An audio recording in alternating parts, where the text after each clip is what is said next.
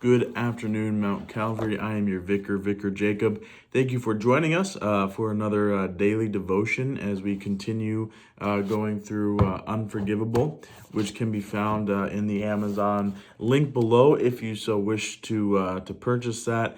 It is a very easy to read book. It has a lot of stories in it. It's very practical. And it's situational.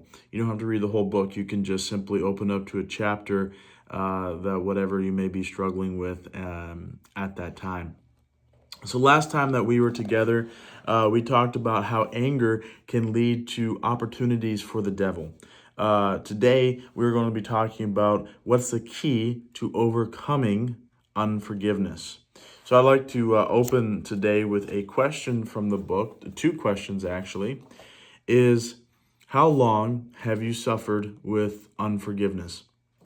And maybe right now you're saying, Vicar, well, I'm not really suffering with unforgiveness. Like maybe right now I am in a very mature point in my spiritual faith, my walk, and nothing's on the tip of my brain, the tip of my tongue that I can't seem to forgive.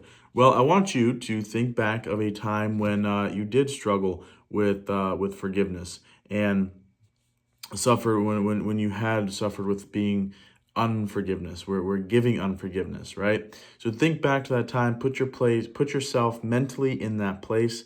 And the follow-up question that I want to ask you is what will be the long-term effects of unforgiveness in your heart? What do you think the long-term effects of unforgiveness will be in your heart?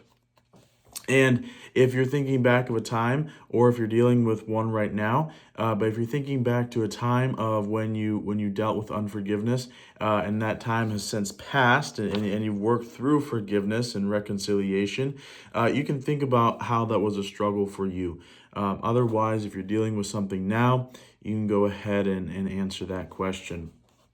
So, what is the key to overcoming unforgiveness? Well, we have to remember that it's our human nature, right? We rarely think about the consequences of our own unforgiveness. When we are hurt, when we have been shamed, or we have been wronged, we focus on our thoughts and the big question, why? Why have we been wronged? Why have we done those things? And so uh, uh, Ted Kober goes on to say is that we were created with a sense of right and wrong. Although that has been tarnished by sin, it's natural for us to want justice, especially when we have been mistreated or see someone we love being mistreated. Our inner desire for justice turns our attention to the offender. We want offenders to pay for the wrongs they have caused. We condemn them in our hearts and devise what consequence they should suffer. The more shame or hurt we endure, the greater our anger grows. Often the offender does not suffer the punishment we think ought to be delivered. Unforgiveness is one punishment no one can deny us, and many around us support our feelings and encourage unforgiveness. After all, it's part of justice, right? How true is that? When somebody does you wrong, we don't don't forgive them. No, we want to get back at them, right? We want to hit them where it hurts and make it hurt even worse than we do.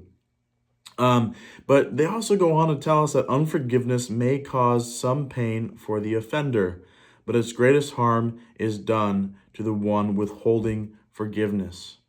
Allowing unforgiveness to dwell in your heart subjects you to an unending cycle of anger, fear, and loneliness. It may begin with a single major offense by one person, but just like a whirling tornado destroys more property and picks up more rubbish, unforgiveness against one person sucks in more offenses by more people. It leads to more personal trauma in one's heart, and that individual is more susceptible to increased pain in life. So, when we allow ourselves to forget what Jesus has done for you, when we allow ourselves to have that unforgiveness in our life, Ted Kober and Dr. Rockenbach, they describe this unforgiveness as sort of like a tornado, right? It just doesn't stop at that one fact. It continues to go. It continues to build.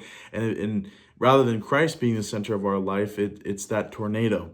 And we get into this loop. And we're going to talk about this loop a little bit tomorrow and what this loop means. But I would like to end today with our weekly prayer that is for this chapter. So let us pray.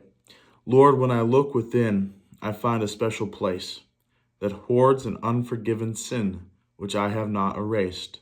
I cannot shed its power to bring myself release. I beg you, Jesus, in this hour, come bless me with your peace.